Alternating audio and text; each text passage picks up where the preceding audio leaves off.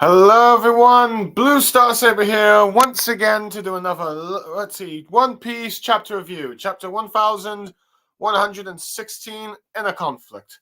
Now, I am very late on this review for this chapter. It's been weeks since it's been out. I've just been meaning to try and do them, but either it got too late or I run out of time to do a review that day or something.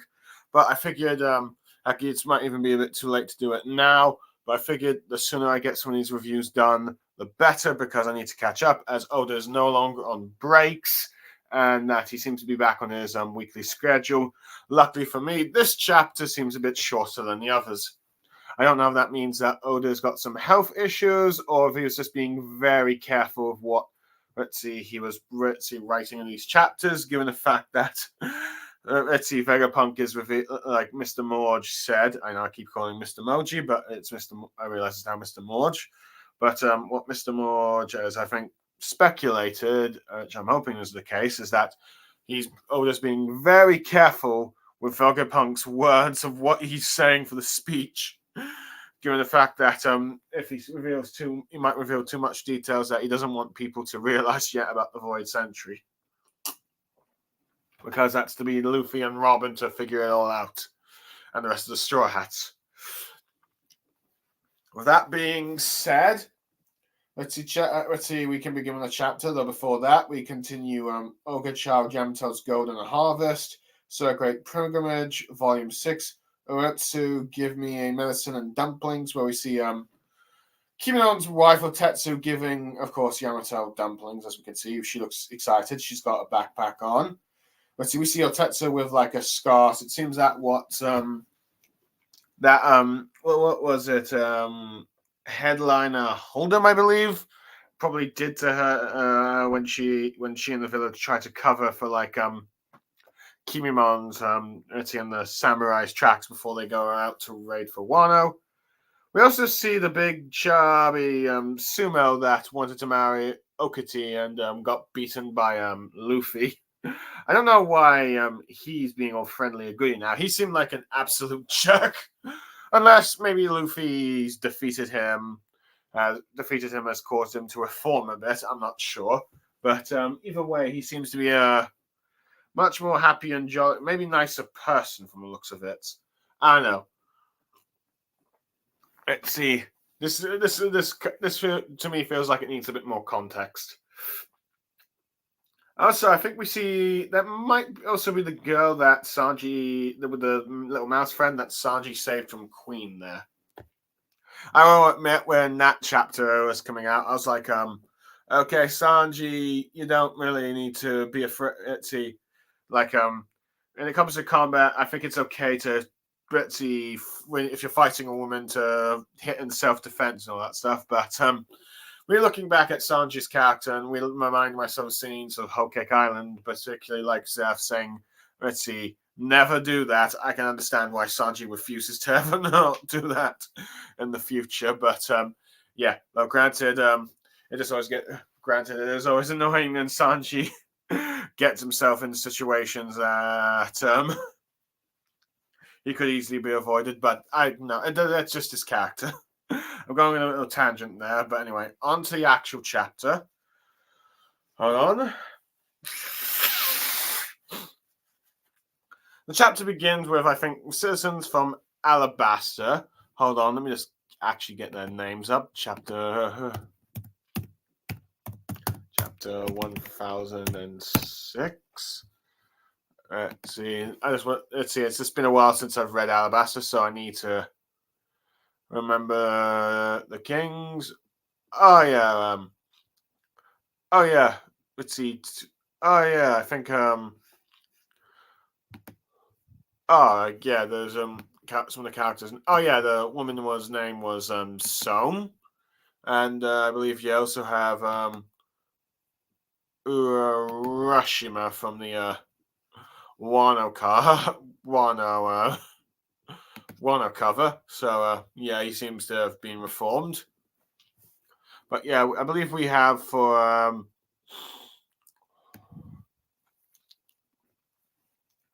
we see in the first panel, we see, I believe, Karu, it's not Karu, Let's see, Koza, Toto, and Eric in the. Yeah, I think it's Eric. Yeah, at least I think that might be Eric because of the hat. I could be wrong. Hold on. Yeah, I think that might be the one called Eric, the one with the top hat. But I think we have Koza and his father there. Let's see. You see that some of the citizens of Alabasta raising their hands, saying the weapons that sank the one in the sea are still working around somewhere. They're just listening into Vegapunk's words just about that, and many of them are shouting. Let's see. The war from 800 years is still ongoing. How can that asking how that's even possible since everyone from there is still alive? But while this cuts by, we see Emu walking, arguably probably giving hints that let's see, he was that Saint, let's see, not Emu Nox from that Ivankov mentioned, if you ask me. As he's walking, he see him looking at a portrait that looks very much like Vivi, which we can only guess that is probably actually Vivi's ancestor, Queen Nefertari D. Lily. As people says, how can a war? If some people shouting, how can a war be still ongoing if no one knows about it? As you get people shouting, explain Vegapunk, as we see a bit of Emu's eyes. With Vegapunk then saying sadly, as then we cut to the capital of Alabasta. We see Ingram and Karoo all tearful and crying, looking at, let's see, missing posters of Vivi. They're clearly showing their concern. And then we cut to like a temple, which seems to be like the funeral room where Cobra is being buried or something, or at least the tomb graveyard where I think Luffy and Crocodile had their final fight, where we see Chakra and Pell there. Let's see, sitting down and looking at the portrait of their king. I guess maybe paying respects, if you will. As Vegapunk's message continues in the background, saying, I owe you all my deepest apologies, saying he needs to understand something, talking about how he wanted to create energy for the world, and though it was still incomplete, he reveals that he has researched at last a practical stage of his life's work, the Mother Flame, a fire that never goes out. It explains to the world that it's an energy that will hopefully one day reach all the people around the world. And we see a bunch of poor citizens in one of those panels. They see a particular woman smiling, an old man praying, and I think a dude with a sword looking serious. I have no idea what he's how he's reacting to that, but either way, it seems like it's implying many of the poor people are happy about this idea. But Vegapunk reveals that unfortunately one little piece of her flame had been stolen, and telling them that the fault lies with him. We then cut to some Marines on the island, some of them seemingly being shocked by Vegapunk's words from the looks of things. Well, though granted, that might be just more to the flames that, let's see, flames surrounding Punk Hazard that they caused. As they talk about how Cypher Pulse agents are in the center of the island, but they're saying that they can't really get to them, which is your own damn fault, Marines, because you did the busticle. But yeah, this is all like all the Cypher Pulse agents that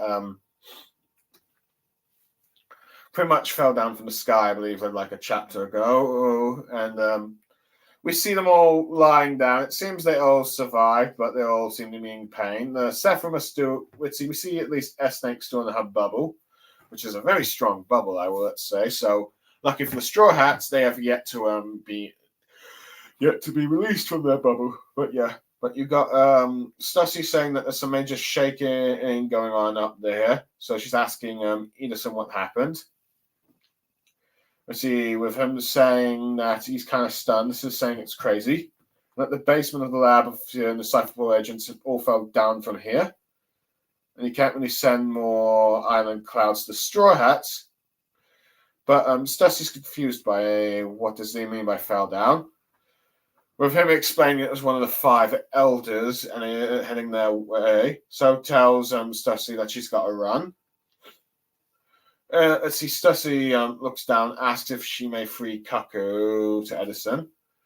saying that they might be punished for their actions, but I won't let them go after the Straw Hats, and he knows the first thing he'll do if he's released. This surprises Kaku, with Edison thinking for a moment and says he understands what Stussies is saying, and apologizes that he and the rest of the Vegapunks put her through this, saying that this guy was a friend of yours, wasn't he? And I'm sorry for making you having to betray that friendship to save him. And let's see, thanking her for doing that, and probably wish that she could have still helped Vegapunk while also keeping her friendship with CP0. We see Kaku looking kind of sad and looking perhaps maybe at Stussy rather sympathetically for this.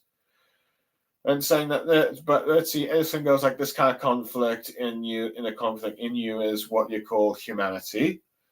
Telling her to follow her heart and do whatever it takes to survive. As you see, Stussy giving a tear, saying that she will. And let's see, I'm just going to end the summary here for the chapter, so I give some of my thoughts from what has been shown so far.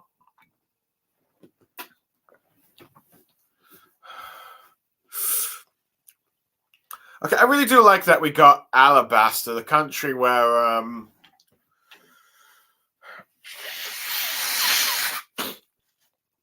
in fact, we get the reactions of the country of Alabasta to the ancient weapons, because that was pretty much the first country, the first arc, country in the first arc that we learned that the ancient weapons exist, as Alabasta had the location of Pluton. So it's nice to see that reaction, and the way that they're talking about how can a war be still ongoing and someone still be alive from that? See, no one's still alive from that way.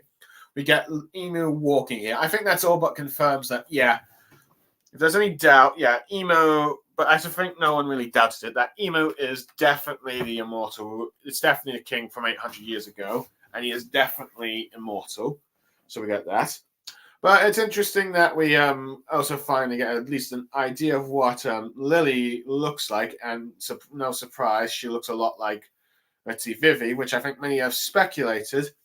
And with the fact that Emu has a portrait of her does, I think, lead to the hypothesis and theories that Emu was actually in love with Lily, but and is wanting to capture Vivi because, let's see, she looks so much like Lily, and arguably maybe wants to have her maybe as his possible bride or something, or lover. I'm not really sure. Maybe queen. I'm not sure. But either way,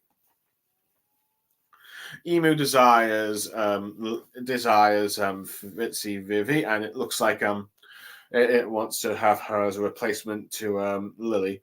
Though granted, it's very possible that Emu's still angry at the betrayal that Lily did Fritzy with like scaring the Polycus. But yeah, but at least let's see, we got confirmation. It's no surprise that it really shouldn't be a surprise, since Oda usually gets One Piece female characters looking similar. But it's no surprise that Vivi would look like Lily. But yeah, other than that, it's nice to see Ingram and Karoo. We'll see with them both, let's see, being teary-eyed and care for Vivi, because arguably those two are probably, of all the king's servants, probably the closest to Vivi. Let's see, Karoo being her personal pet and ride, and Ingram being like the one that, let's see, took care of her quite a bit, especially when they infiltrated Baroque's together. But I will admit, it is interesting that they are crying. But now they're not. But yeah, let's see, which does remind me, since Karoo is not really with Vivi, let's see, she won't be able to use some of her abilities of skills of her. Now, I do recall Karoo being an idiot that went to the wrong directions a few times. So let's see, I think she'll be fine. But yeah, but let's see, we won't be seeing Karoo and Vivi combo, at least not for a very long time. Maybe not until like the final war. But who knows? They are, but it's nice to see that they're still worried. But granted, I think they might catch a sigh of relief if eventually if they learn that she's with the Straw Hats, even if it's like some news that Straw Hat Luffy has kidnapped Vivi. But yeah. Anyway, it's also nice to see Cobra's tomb, and it seems like he's now officially buried in the place where he thought he was going to die at the end of Alabasta. It is nice to see his two guards looking on and looking over him in his final resting place. Though granted, Pell should probably still bite the ducket, bite the bucket. But anyway, I do like how Vegapunk is apologizing and also sharing excitement that he's created the Mother Flame is is the achievement of his life work and unlimited energy sources. I do like how you could see quite a few of the poor people actually being amazed by Vegapunk's idea of an invention that can give them an unlimited energy source that can help power the entire world, because they know that would end probably some of their poverty issues like heating, energy and food supply to some extent, as the Mother Flame would probably help power up things that help produce food. And we end up learning that actually the piece of the flame was stolen. So this obviously clears what we already know, that York gave the world government a piece of the Mother Flame, but we learned that she actually stole a bit. It wasn't like stole a bit. So the idea definitely came from Stella, not from her, but yeah. And this confirms that, this confirms like a part. Hold on, let me just rephrase my words. That it came from Vegapunk, the original Vegapunk, and but it is also interesting that he's realized that a piece of it has been stolen, which is quite impressive. Granted, I wonder if that means the way that it's been visually shown, he's kind of giving I don't know how Vegapunk was able to tell that a piece of the flame was stolen, but at the very least, it seems like the way Oda's drawing might be implied a part of it that's supposed to be there is missing. I could just be interpreting it wrong visually, but who knows? Maybe there's some sort of scientific method that Vegapunk has of measuring the flame and analyzing it, and he realized that some piece was stolen. I'm just guessing here. Now, I do find it ironic that the Marines are trying to rescue the Cypherpol agents, but they can't due to the flames they caused. I just really love the irony of that. So they got their kind of just desserts. Well, granted, I hope the CP0 guys are innocent in all this. They just came to investigate, but I do hope they kind of at least make it out, because I want to curious to see if these ones will feel at all indebted to the Straw Hats down the line, and maybe cast some doubt within the world government's ranks. But at the very least, I guess it goes to show that the Marines do at least care for their fellow comrades in the other departments of the world government. Anyway, I do like how you got Edison and Lilith just trying to inform each other about the current situation of Nezjiro cutting the Punk. The lab a bit. And the situation of what they've done. And at this point, Edison telling her that she's got now escape, as I think last chapter, I think he told her that he's moved the clouds here. So and it looks like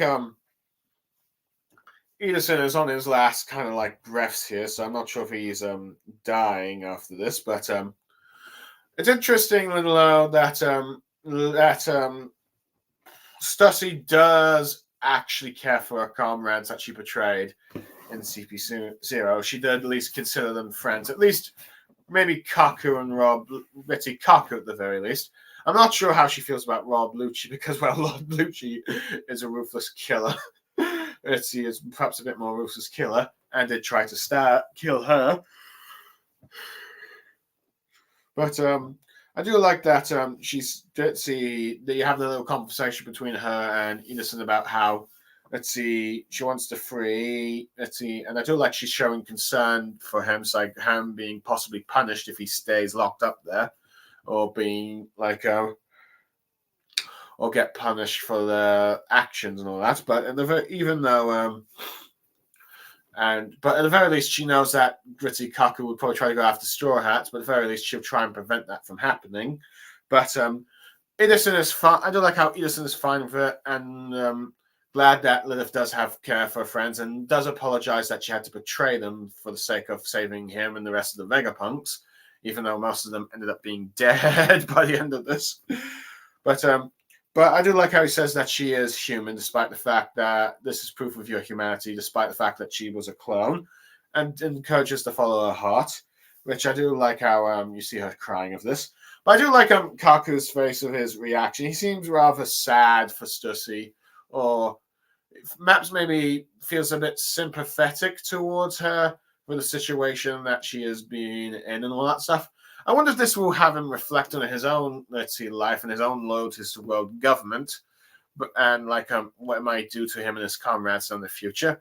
I don't know, it really depends. Oda seems, if he's brought back all the CP9 and put them in CP0, I'm assuming he has something planned for them. If I had to guess, they're going to be more like minor grunts for like some of the side characters that end up fighting the world government in the final war.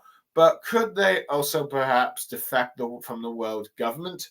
That remains to be seen. Anyway, hold on a sec.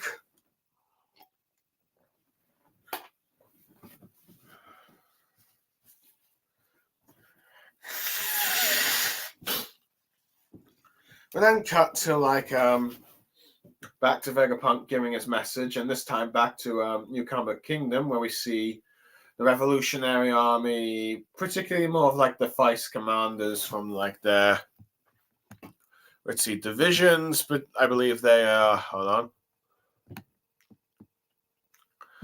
Let's see, Revolutionary Army. Well, oh yeah. We see Giron, Aura, and Ushiano, as well as I believe Moda from Lelucia Kingdom. From the Lelucia Kingdom, as Vegapunk says, continues his message after revealing back to summary. Let's see, after like the Mother Flame was stolen around 2 weeks after that theft, the sky over Lucia is shown with a powerful light. You get you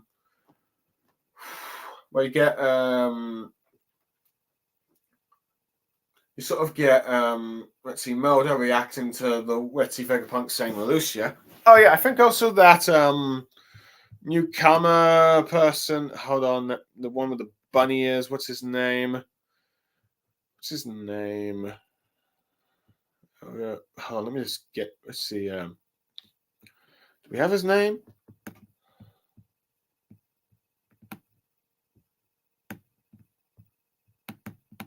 Hold on.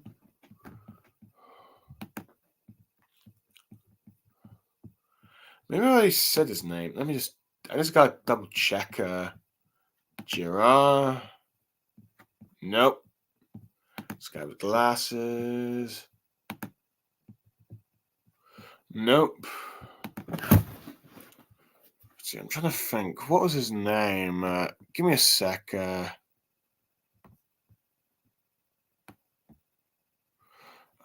Citizens, one country.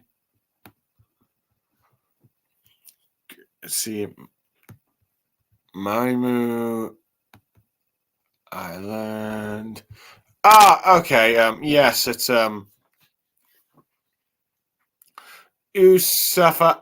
Usakova, the newcomer with the Bitsy bunny head gear.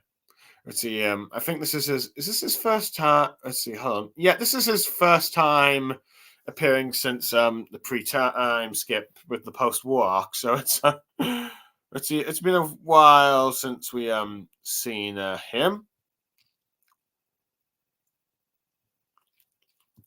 So yeah, he was like the most. To me, he was like the most prominent member of the. Let's see, background characters from like Ivanka's group, really, since he had the bunny ears. So he's got a new look. Let's see down below, but yeah. Anyway, let's see. Vegapunk continues saying that the kingdom vanished without a trace, according to reports. And after that, when he observed the signs of the worldwide earthquake, goes on about as a scientist, he was saying with his utmost pride and development, he can tell them this. And then we see none other than Vice Admiral. Hold on. Oops. I don't want that. Vice Admiral, I believe, Comelia. Let's see, the one from the Ace cover story that got his milk from you, Lucia, realizing that, okay, wait, is Vegapunk saying that was an ancient weapon? And then you get Moda crying and covering her hands, going like to her mouth, saying, "You mean someone did that to Lucia?" Realizing that what Vegapunk is saying is that someone used an ancient weapon to destroy it. Saying, "But nothing more than a mother flame could create so much energy." And then we cut to the Prominence Kingdom, where we see King Elizabello II. I wonder if that's supposed to be a reference to Elizabeth II, but like this is the male king version. I'm not sure. I might be looking too into it. But he realizes like Lucia's gone. One of the subjects saying, "Not to my knowledge, Your Majesty," telling his right-hand man Dogma to say, or strategist, to go find out, with him saying that he will do so. With Vegapunk saying, "The flame I created was used to activate an ancient weapon." And as we see Vegapunk bowing down to his head, saying, "I know nothing about who might have carried this out, but the results speak for themselves," saying that his actions, directly or indirectly, had caused a massive loss of human life. And this weighs deeply on his soul, and he apologizes to everyone and saying sorry for this. And saying that he may have inadvertently proven that a man-made disaster that once sank the world is now possible again, apologizing that he may have just accidentally caused, the beginning of a new apocalypse where more of the world will be sunk.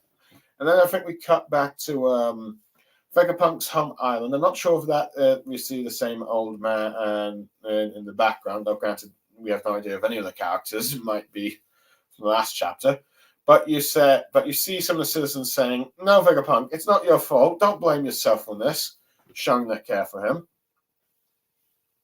And then we cut to like Momonosuke with Kimon and Tama, with Momonosuke being shocked by this words, wondering, wait, does this mean that Pluton is? But Kimon tells Momonosuke to shush, telling him that not to say. Tama looks confused what they're saying. We also see Crocodile listening in, as Vegapunk says, in the past, there were 3 ancient weapons. Then we cut to Ryuga Kingdom, where we see the 2 ministers of the left and right. We see Princess Shirahoshi, who is, of course, one of the ancient weapons, and King Neptune, as well as King Neptune's whale in the background. So, as Vegapunk explains, and Joy Boy attempted to preserve them for the future, saying, why would he do such a dangerous thing? Saying, hasn't the world not sunken far enough? And he's starting the question, as a result, who is the true evil here and who's the good guy here, as he can't really tell who is as a result of this sort of knowledge to preserve the ancient weapons. And then we cut to a marine ship where we see Sengoku cheering on Crackers with Shiro telling her to be careful if you're going to choke and being a fool about it. But Vegapunk continues saying, the day will come when all of the answers are laid bare, and warning everyone that the moment will happen when we reach a very perceptive of the world drowning.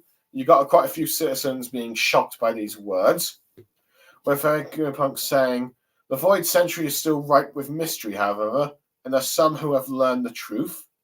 And we cut to like the Marine headquarters where you've got Akainu saying, are you really going to tell him everything, Vegapunk? As he's smoking with a cigar, and I think crushing it with his hand. I'll get to that in a moment. And Vegapunk reveals that the group that learned the truth was none other than the king of the pirates' crew, shocking many of the Marines that are listening in. And then we cut to Crocus, who is just listening in silently as Laboon in the background, where people are shouting, pirates? Why? And then we cut to the Long Leg tribe, including where Brock's managers are, as you see many of those long-armed citizens saying, why are the secrets of the world in the hands of pirates? Saying, aren't we all in terrible danger and all that stuff? As they demand to know, like, why would pirates know something so dangerous? And I'm just going to cut here and get back to, like, my reactions to this. And thoughts on this part of the pages. I do like how we getting quite a few of the revolutionaries. I mean, granted, it's more of the minor background characters, those vice commanders, and a background character from Ivankov's group. Who knows? Maybe he's a part of the revolutionary now. But I do like that we got to see Mulder's reaction when Vegapunk brings up that let's see, Lelucia was destroyed by an ancient weapon, and she's of course devastated to learn that someone intentionally did to just try to destroy her home country. I think she's going to be even more devastated if she ever finds out the fact that the reason why Emu destroyed her kingdom was just because it was near. There was no it was just like no other reason than just a cold-hearted decision just because it was nearby to test out a testing ground. I think she will be devastated, but it may also bring her resolve to fight against the world government and celestial dragons all the more. But I do like how we also got to see the Vice Admiral that was in the Aces cover story reacting to the fact that the kingdom was destroyed, which makes me wonder that when the truth gets out, he is definitely going to be one of the Marines that defects first from the world government and maybe even tries to rebel, since I think he's quite attached to the Lucia kingdom because of that was where his witty and precious milk was. But I do like how Vegapunk is able to deduce that after 2 weeks and sensing light in the that was shining over Lucia and then it was gone.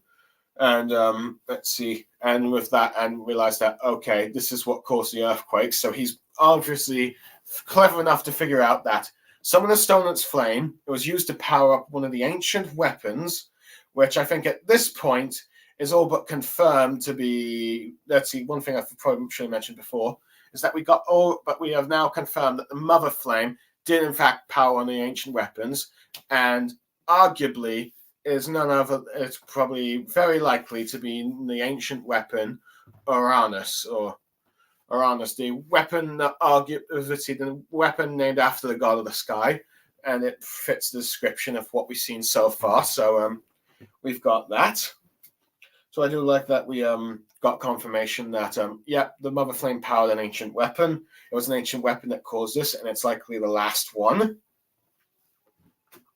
as that is the only one that makes sense since we know what Pluton is and Poseidon. But anyway, I do like how we got King Elizabaro being shocked by the news that Lucius destroyed, and then he asks some of his subjects to get information immediately. This is probably what many of the other kings and queens around the world are probably doing. They're probably shocked that Lucia is gone, and they're all probably going to send people to investigate, which is arguably in probably a day or two, a couple of days or so, you've got the world confirming its disappearance, which and shock reaction to the aftermath of it, once they see that black circle hole. And arguably, this is going to be a bit of a problem for the world government, particularly the Celestial Dragons and the Five Elders, because they tried to say that the kingdom no longer exists. They were hoping to erase it from existence, but now Vegapunk has clearly made it clear that that's no longer the case. Everyone's going to know that Lucia has now been completely destroyed, and arguably when they learn that it was the world government that does it, that's arguably going to turn more against them. So that is that. But anyway, I do like how you got Vegapunk apologizing that regardless of the outcome, and may have regardless of the outcome, whether indirectly or directly, he realizes that it was his invention that partly caused this tragedy, and apologizing to the world. In many ways, it's interesting because Barney said that Vegapunk never really thinks of the consequences of his actions or his weapons, and of his inventions, and arguably it's probably true here. He's at least self-aware enough that he's partly to blame for this damage, and has to apologize because, in a sense, he indirectly maybe have caused a genocide in a sense. And it feels like he has to apologize to everyone and let them know that this has happened. So I do like that he acknowledges his faults. In many ways, I wonder if this might be how Oppenheimer felt after the use of the nuclear weapon. after creating the nuclear weapons, and they were used to destroy Japan, two cities in Japan, and he felt the guilt from that afterwards. After all, Oppenheimer was pretty good in film, and you saw how he felt guilty after the effects of the nuclear weapons, as he felt like he created something that could destroy the world. But I do like how the citizens of his hometown are saying, don't blame yourself, because I know that Vegapunk is a decent man at heart, so they are trying to apologize. But anyway, I do like how you get, Momonosuke and Kimio, you see Momonosuke, Crocodile, and Shirahoshi, all reacting to like Vegapunk's words, particularly in Momonosuke, because he knows where Pluton is. But of course, Kimino has to remind him that to keep it a secret because people like Tama are not supposed to know about the weapon. But I do like how you got Crocodile listening in, because it's like he was originally the villain that was trying to find like one of the ancient weapons of Pluton. I mean, that's the whole point of the his plan to try and take over Alabasta was with his Operation Utopia. I do wonder now that Vegapunk has confirmed the existence of the ancient weapons, and that the hunt for the One Piece and the poneglyphs will probably lead to this connection of the ancient weapons. I wonder if this will make him a bit more motivated to go on Buggy's quest for the Pirate King and the One Piece, because like, okay, let's see, the ancient weapons are real, and let's see, probably finding the One Piece could lead to connections and solving the mysteries about them. Perhaps I'll go and find them. Who knows? We have to really see how Cross Guild responds to all this afterwards, but yeah. But I do like how you got Shirahoshi and Neptune all just reacting, also listening in to Vegapunk's words in this. Arguably, Neptune knows that Shirahoshi is one of the ancient weapons, and maybe she realizes that I'm not sure if she's been told that she's the ancient weapon Poseidon, but she knows she has the power of the Sea Kings. But Neptune knows who Joe Boy is, and I'm wondering how he's processing the fact that Joe Boy preserved the ancient weapons. They've made a promise to the ancient kingdom, and his daughter is one of the ancient princesses. One of the ancient weapons, Poseidon, and wonders what Joe Boy intended for Shirahoshi to do in the long distant future. Which, arguably, if you look at Mr. Mortis' theory, it's arguably that Joe Boy intended to have Shirahoshi, or whoever was going to be the new Poseidon, control the Sea Kings to help drag Noah probably around the world to help people when the world is sinking. That's probably what's going to happen. But yeah. But it is interesting the fact that since Vegapunk doesn't know why Joe Boy wanted to preserve the ancient weapons, he's like confused by this, because it's like the world has sunk massively from 200 meters as a result of these ancient weapons, and now you want to like have them unleashed again. Why on earth do you want to do that? So, and as a result, you can't say that who is truly the good guy and who's truly the bad guy. But now, arguably, which may I believe these words may come back to bite. Let's see, Vegapunk as arguably as Vegapunk is saying this, he can't really truly say who's good and evil, so the rest of the world might not be able to tell that the world government is actually the bad guys here, and some might even think that Joe Boy might be the bad guy from the description that Vegapunk is saying. But I think at one point, but once the world finds out that it was the world government that has the ancient weapon that used it to destroy Lucia, they will clearly see them as the bad guys. So we do have that. But it's interesting to see Sengoku's reaction as he's choking over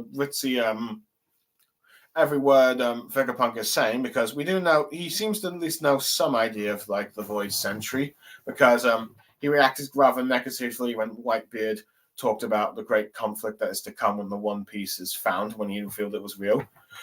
And Sengoku got so mad at him for that.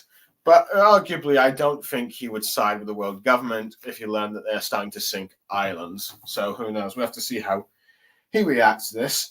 But he seems to be listening in so intensely, he keeps chewing his crackers, and you got like Siri saying, "Oi, calm down."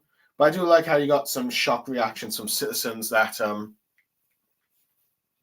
Like, okay, let's see, the world will possibly sink again when these weapons are used more once again, as they've. Let's see. And let's see, these ancient weapons will be used again, and the truth of this world is revealed. I do like how Vegapunk has revealed that there is one group that knows the whole truth, and it's none other than the Pirate King's crew, which of course shocks many of the Marines. And they're like, what? And also citizens of the world are saying, like, why on earth do pirates know about this? And it seems that no one has yet to connect the pieces. That let's see, Roger, the One Piece. Roger found it because of the One Piece, though. Let's see, when this chapter was coming out, I wonder if that means Vegapunk next chapter was going to reveal that Joe Boy left behind the treasure, the One Piece. Though, granted, I'm not going to spoil whether or not that actually happened. But I do wonder if people are going to eventually realize, wait, is the One Piece connected to like, let's see, to the Void Century and all that stuff? So it'll be interesting to see how they react. Interesting the fact that we got Crocus just silently listening, because it's like, oh yeah, let's see. Oh, Vegapunk has revealed to the world that I know what exactly happened at that time. The most interesting reaction is, let's see, Sakazuki, or Akainu, if you will, saying, are you really going to tell them everything, Vegapunk? And it's curious because does he actually know? How much does he actually know about the Void Century? Was he informed?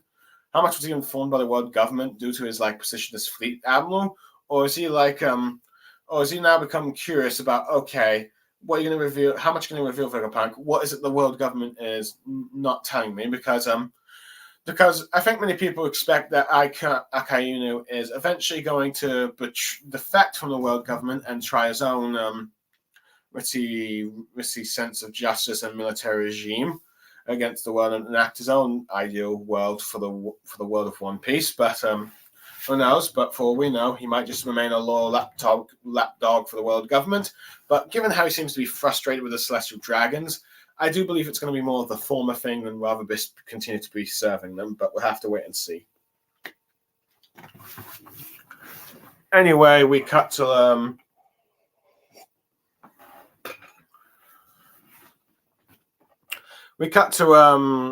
I believe York realizing, like, wait, this doesn't make sense, Stella. Saying, how on earth did you know that she stole the Mother Flame from him? Since let's see, she stopped synchronizing with Punk Hazard, so he couldn't have known.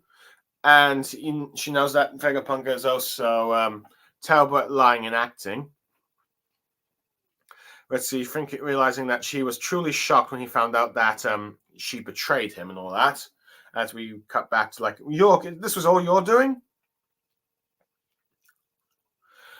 And she goes like, wait a minute, and then starts to think like, okay, since you received the information about Lucia and observed that data, wondering what this all means. Let's see, and when did you do that? And saying the timeline doesn't add up. And did you know about the government's response? And how on earth did you know about the government's response? As we end up seeing St. Peter sucking in all the Cypherpot agents to his mouth. I'm not sure that means he's eating them to digest and killing them, or just sucking them up so that they'll be safe for the time being. But either way, he's sucking them in.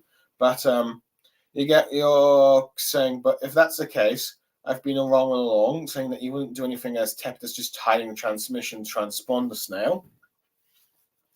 And has now, let's see, figured that, okay, revealing to the Five Elder, starts contacting the Five Elders, saying she knows where the transponder snail is. With Marcus Mars saying, are you certain? Let's see what she's saying, absolutely, since she's a Vegapunk too. As you've got Saturn, Mars, and there's Jiro listening, saying the transmission transponder snail is under the protection of the Iron Giant in the Fabo phase. In other words, the ancient robot that is currently walking in a fire, remaining unaffected, slowly walking. As Vegapunk says, when I learned all of the true history, why did I drift apart without telling anyone? Why didn't they act on it? And then you go back to like Shabi Archipelago, where Sharky is just talking to Rayleigh, saying, have you had too much to drink? saying it's not likely to be this wipeout, but he's just going like, oh, I'm just an old man now, and you're telling them, and it's then not really responding to Sharky, but more just responding to what Vegapunk is saying, and you're telling them too much, Vegapunk. Don't be a fool. Us old folks should keep our secrets. Saying as he puts his glass down, saying, "Don't rob the youngings of all the fun." Right, Roger, as he's just going back to sleep, seemingly drunk, ending the chapter. So yeah, arguably,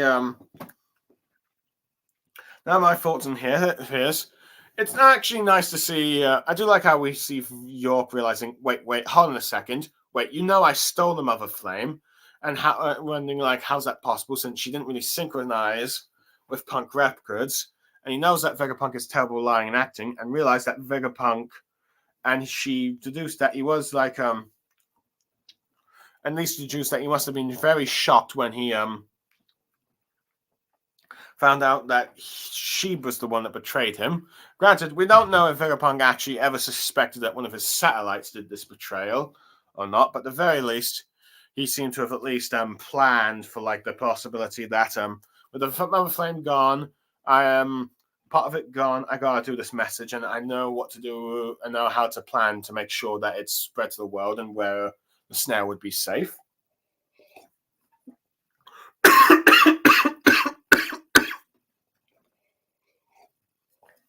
Hold on.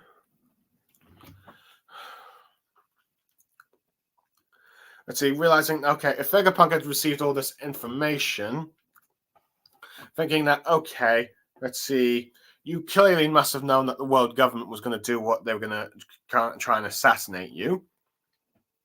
And I was able to deduce that, okay, and it's also nice to confirm that when Vegapunk was teleporting to the eye and deduce that, okay, to the five elders, that Vegapunk hid it in the giant robot.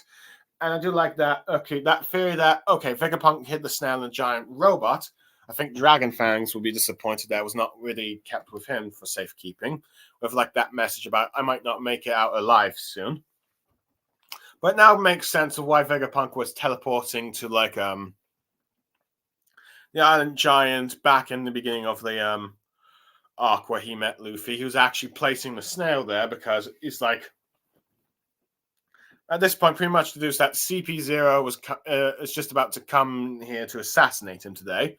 So if he does end up dying from the assassination attempt or whatever the world government does on the following day, at the very least he will be he will at least make sure that his message the message of everything he knows to the world is spread out that day. So we pretty much have like the giant robot and has it pretty much just secure in the one place that no one would expect to look, and arguably something that would guard it pretty securely if it was activated, though granted Vegapunk didn't really know that it would be activated this arc. It's a bit sad that that Vegapunk will never get to see the robot activated. Hopefully Lilith do. But anyway, this leads to, like, of course, now that the five elders know that it was the robot that has it, they're all going to try and go, we pretty much guessed they're going to try and target it and try and destroy it, or at least damage it enough that the communications and the snail disappears. But either way, we're probably going to get this chapter implied that the five elders are about to fight the giant robot. Other than that, I will admit it's kind of interesting to see Jupiter, suck in all the grunts. He's either killing them by digesting them or keeping them stored inside his mouth, and he can spit them out later. I don't know. We have to wait and see whether or not we have to wait and see what happens. Whether or not it really depends if we see Oda spitting them out down the line, having them spitting them out down the line. But yeah. But it's interesting that Vegapunk is now leaving the question to everyone.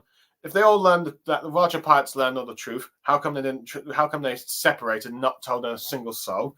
Now, granted, we do know that Roger told at least probably Whitebeard and probably Shanks some stuff because Whitebeard ended up looking after Ace, which he planned to make him the next Pirate King. And Shanks, he is possibly went to try and find the Gum Gum no Mi fruit or the Nika fruit to and took it to the island where Ace was supposedly residing, and probably intended to give it to him before Luffy ended up Kitty eating the fruit itself.